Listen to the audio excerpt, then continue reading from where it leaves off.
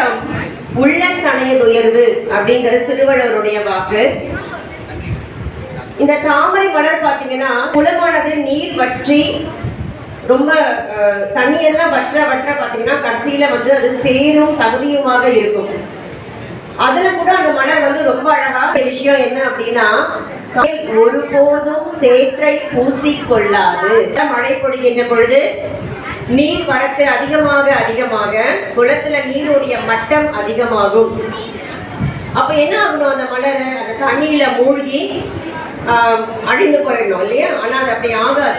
அதோடைய தண்டு என்ன ஆகுமா, அந்த நீருடைய லெவலுக்கு ஏற்ற மாதிரி அது வந்து உயர்ந்து கொண்டே வருமா.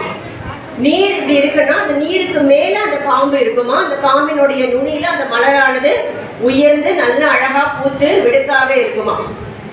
அதே மாதிரி தான் உங்களுக்கு அருகாமையிலேயே உங்களுடைய நண்பர்களும் இருப்பாங்க, உங்களுடைய எதிரிகளும் இருப்பாங்க. நீங்க வைஸா டிசைட் பண்ணணும், யார் ஃப்ரெண்ட்ஸா சூஸ் பண்ற அப்படிங்கறத நீங்க தான் டிசைட் பண்ணணும்.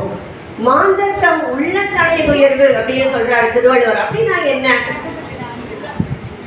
மக்களானவர்கள் எப்படி உயர முடியுங்கிறத அழகா சொல்றாரு. உன்னுடைய எண்ணங்கள் உயர்ந்து இருக்கணுமா. உயர்ந்து இருக்கின்ற பொழுதுதான் நீ வாழ்க்கையில முன்னுக்கு வர முடியும். உயர்ந்த ஒரு இடத்தை நீ சென்று அடைய